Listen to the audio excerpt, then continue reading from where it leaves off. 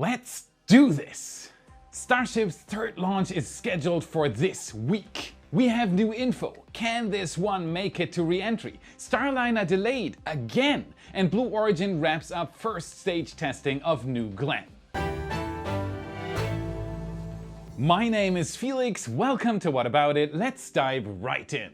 Starship updates. We are so close I can smell the ignition. If everything goes according to plan, you won't see a Starship sitting on the orbital launch mount in just 2 days. That is because it will be on its way to space. There is so much new information to cover regarding the flight, let's get you up to speed. Welcome back to the gateway to Mars. It is crazy that one can even say this. With each launch it feels like we are getting closer to setting foot on an alien world, Mars or bust. Hopefully the upcoming third flight will significantly help to narrow the gap between us and the rusty planet. Since the last episode where we delved into the new flight plan for this mission, a flurry of indicators pointing to an imminent launch has emerged. Pre-launch checklist time, let's go through it together. First off, we have the official word from SpaceX. While a launch announcement doesn't legally greenlight the mission, it strongly hints that the company is confident about clearing any regulatory hurdles. Otherwise, you wouldn't say anything publicly. They've even scheduled an official launch livestream set to begin on March 14th at 6:30 AM Central Time, which is 12 GMT. The official webcast will kick off about half an hour before launch. But for those eager to learn more about the flight, I invite you to join our live coverage. We're starting at 4 AM Central Time, giving us a solid 3 hours of pre-launch analysis. Time to get every question answered. Despite restricted access to the launch site, our 2 remote cameras will keep you updated on what's going on at Starbase during the launch day. We're 200 feet away from stage 0, close enough for you to feel the heat from home.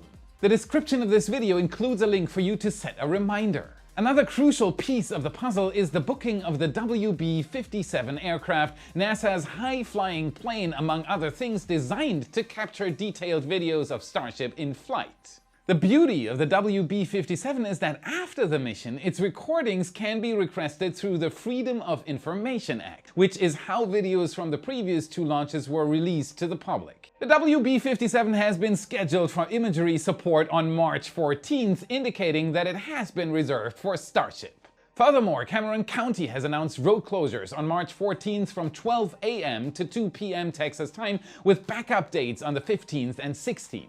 This time the road closure deviates from the usual non-space flight activity to something far more exciting. It is specifically for the launch we're all so eagerly anticipating.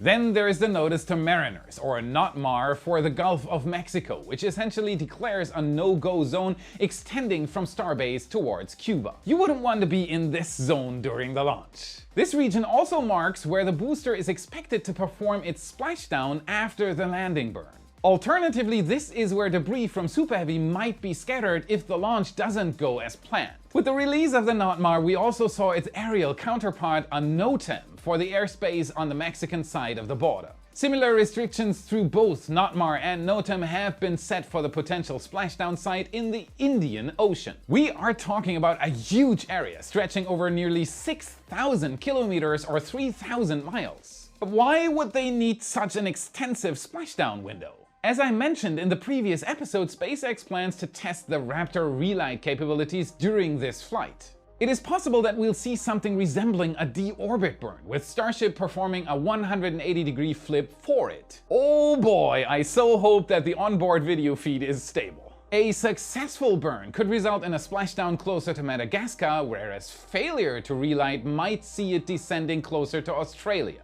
If this test succeeds, we could be looking at a true orbital attempt for the 4th mission. One of the final preparations was the installation of the flight termination system charges on March 8th.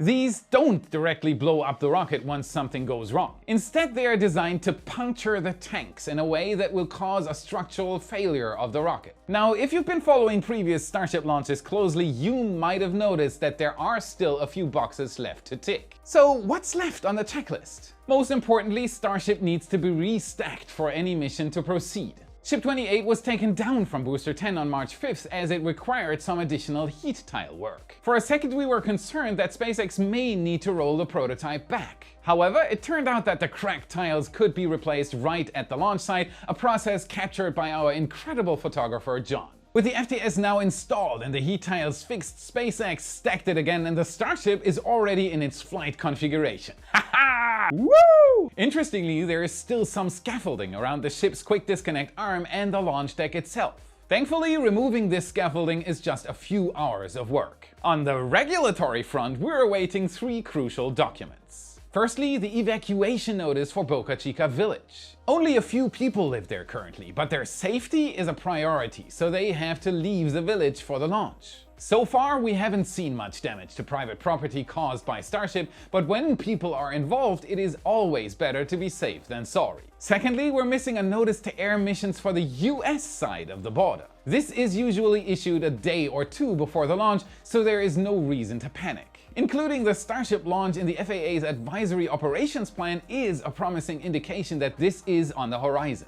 Last but not least, we are still on the lookout for the official launch license from the Federal Aviation Administration.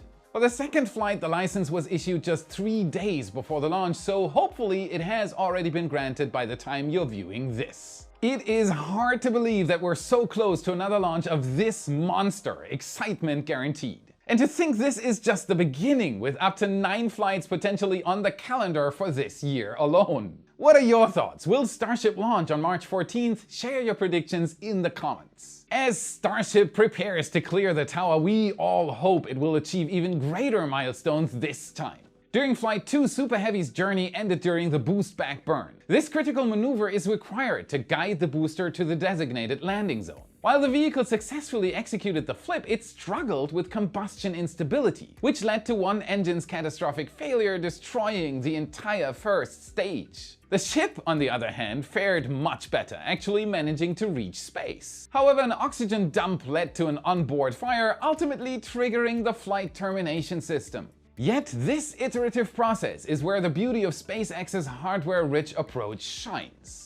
Encountered a problem? Great! Build an improved prototype and test a solution for the issues identified in the previous test, repeat if necessary. Given the booster's relatively good performance, we didn't see many hardware changes. There are definitely some internal modifications, with the easiest one to spot being the addition of slosh baffles, as suggested by 2 rows of welding marks at the bottom of Booster 10. Recently, Ryan Hansen released simulations on how different slosh baffle designs may impact the liquid oxygen slosh. One of them was able to nearly completely eliminate the waves, although this is probably a bit of an overkill. I highly recommend checking out the entire thread on X, as a ton of work went into those simulations. The link is in the description.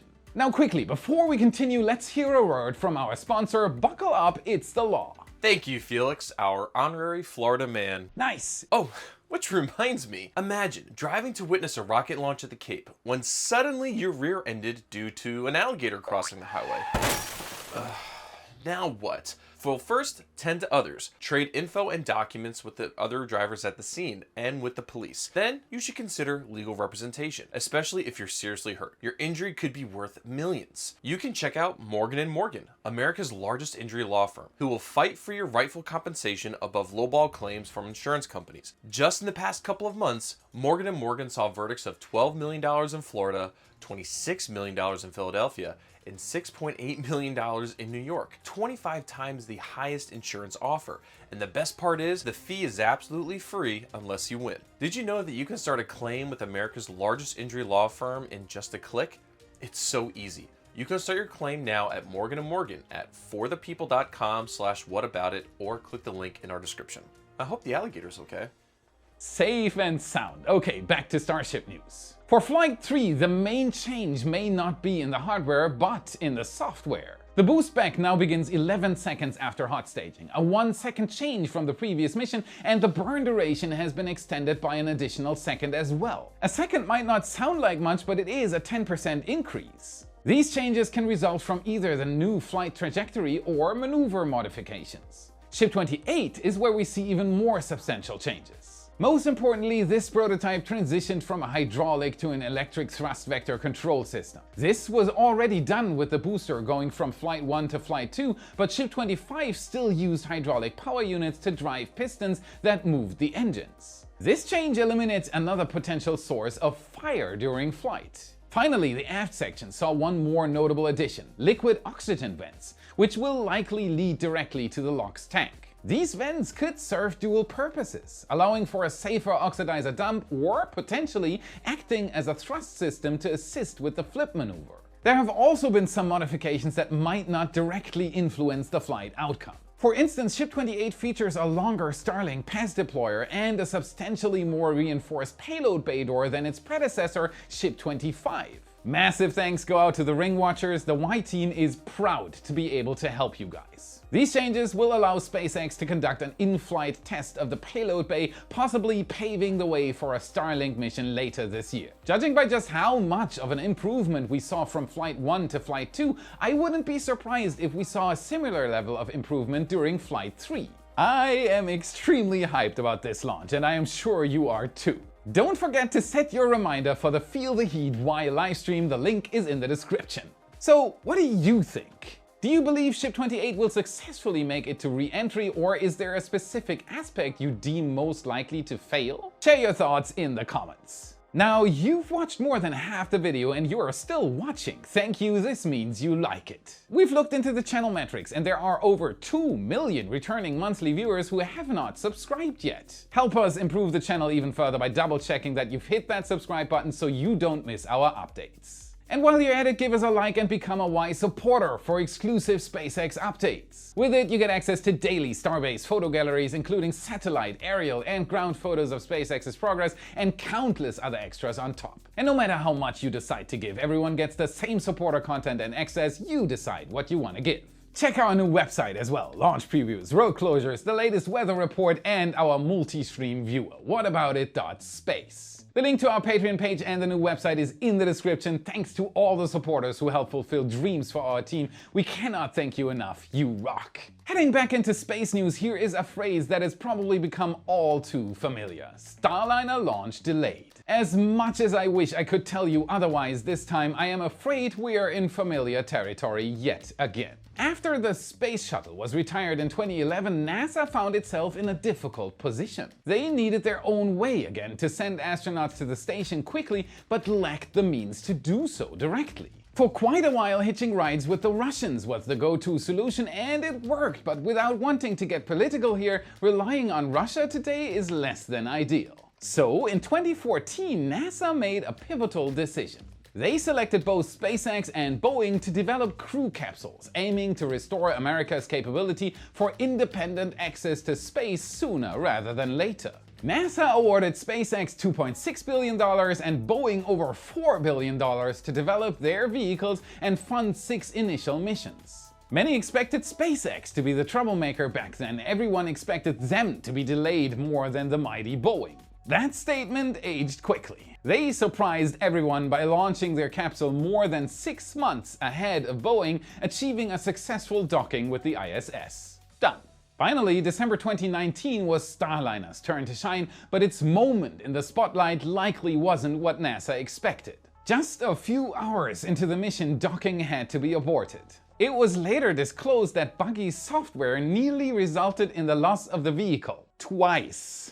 Following this fiasco, it was clear that considerable rework was necessary before Starliner could approach the ISS safely. The second uncrewed test was initially set for July 30th, 2021. However, it had to be pushed back as the ISS NARCOM module decided to spin the entire station, causing a lot of chaos. Another launch attempt was scheduled for August 2nd, yet mere hours before liftoff, engineers discovered a major issue with propulsion valves leading to another scrub. This problem proved far more complex than first anticipated, as we wouldn't see Starliner on the pad for almost another year. Finally, on May 19, 2022, the capsule embarked on its second test flight, successfully docking with the ISS and fulfilling its mission objectives. 6 months later, it successfully launched with 2 people, Oh wait, it still hasn't launched with a crew on board yet. Despite the mission's initial success, further investigation revealed issues with the parachute system and electrical wiring harness. Boeing had to completely disassemble the capsule and strip every single piece of electrical cable as it was found to be flammable, marking yet another setback. At this point, it is worth mentioning that Crew Dragon also faced its fair share of challenges. Many might have forgotten, but SpaceX's first crewed flight was postponed because the Dragon C204 capsule used during the Demo 1 mission blew up during a ground test. Okay, that wasn't planned. There were also minor hiccups like stuck valves and the now legendary lagging parachutes. The main difference is that SpaceX tends to address these issues quickly, which helps them launch on a regular schedule. Turning our attention back to Starliner, the capsule is gearing up for another launch attempt in 2024. Originally set for April 22nd, the launch date has, somewhat predictably, been pushed back. This time, however, the delay is attributed not to the vehicle itself, but to the ISS's schedule, with other missions taking priority. The rescheduled mission is now expected to occur in early May. The Atlas V rocket designated for this launch is almost ready. On February 21st, the booster was hoisted at the Vertical Integration Facility near Space Launch Complex 41 in Florida. Subsequently, 2 solid rocket boosters were added, and by February 28th, the interstage and second stage were installed, leaving only the capsule to be attached. Notably, this mission will mark the 100th launch of Atlas V. This time it will be a crewed launch, with 2 seasoned astronauts, Barry Wilmore and Sonata Williams, on board. Both have already been to space twice, bringing a wealth of experience to this mission. I'm keeping my fingers crossed that everything goes smoothly this time. The US could really use a backup space taxi. Switching gears to a project that's been making notable progress, let's talk about New Glenn. Big New Glenn. After years of keeping everything secret, Blue Origin finally opened the door to us, the space enthusiasts. Those snippets of New Glenn hardware had been occasionally seen. A significant reveal came in the latter part of February when the rocket, with partial flight hardware, was transported to Launch Complex 36. This site has a rich history. Originally known as Space Launch Complex 36, it featured 2 pads, A and B, and first saw action in 1962 with an Atlas Centaur launch. Over the years, these pads supported 145 missions, including launches of the Pioneer, Surveyor, and Mariner probes, significantly enhancing our understanding of the solar system. After falling out of use in 2005, both launch towers were demolished in 2007. Fast forward to 2015, and Jeff Bezos' Blue Origin took over the lease, merging the site into a single pad, now simply known as LC-36. By 2024, Blue Origin was ready to test out the Stage 0, or simply the ground support equipment system. Following the rocket's rollout to the pad, the company revealed that they had a tanking test in plans. True to their word, New Glenn underwent not 1, not 2, but 3 cryogenic tests of its first stage. Details about these tests have been sparse, but the first one took place on February 28th, as far as we know. After this testing phase, the rocket was moved back to the integration facility on March 5th, though it may return shortly for second stage testing. It's great to see progress. However, Blue Origin still has much work before New Glenn can take to the skies. Currently, the only actual flight hardware present seems to be tanks and maybe the fairing. Beginning at the base, the rocket lacks its 7 BE-4 engines. These would normally attach to the aft section, however the installed one appears to be just a pathfinder. It lacks the necessary landing gear, as New Glenn supposedly will attempt landing on its maiden launch. It also lacks strakes, aerodynamic surfaces similar to the Super Heavy's chines designed to generate lift during descent. Moving up, New Glenn also needs its vertical fins, akin to Super Heavy's grid fins, which play a critical role in navigating the rocket through the denser layers of the atmosphere. The interstage, which connects stage 1 and 2, likely isn't ready for flight either, as seen by the Not For Flight label observed during rollout. In the end though, progress is progress. The looming question is whether Blue Origin can launch New Glenn before the end of this year. For its initial launch, the rocket is tasked with deploying 2 satellites for the Escapade mission. These were initially planned to ride-share the Psyche mission to Mars, but those plans were shelved due to issues with the main payload. Believe it or not, Blue Origin is currently NASA's most cost-effective option to yeet these spacecraft into space. The agency paid just $20 million for the launch, which is pennies for interplanetary missions. There is a catch though, well, maybe two. Firstly, the Mars launch window lasts until the end of 2024. If they encounter big delays, NASA will have to ground the satellites for another 2 years. Secondly, we all know how maiden launches tend to go. There is a lot of risk involved. Still, I can't wait to see the launch of New Glenn, as you have to admit it is quite an eye-catching rocket. Most people also misjudge the size of New Glenn. It is not just another Falcon 9. Take a look at this comparison done by Louis Nags and Declassified for why. It is a true eye-opener. A link to their X profile is in the description. It is definitely worth waiting for New Glenn. That's it for today. Remember to smash that like button, subscribe for more awesome content. This is what fuels the algorithm and helps us immensely. Check out our epic shirts in your favorite Space Nerd store. A link is in the description. And if you want to train your space IQ even further, watch this video next to continue your journey. Thank you very much for watching, and I'll see you again in the next episode. The launch. The flip. I clapped. 57. Delay.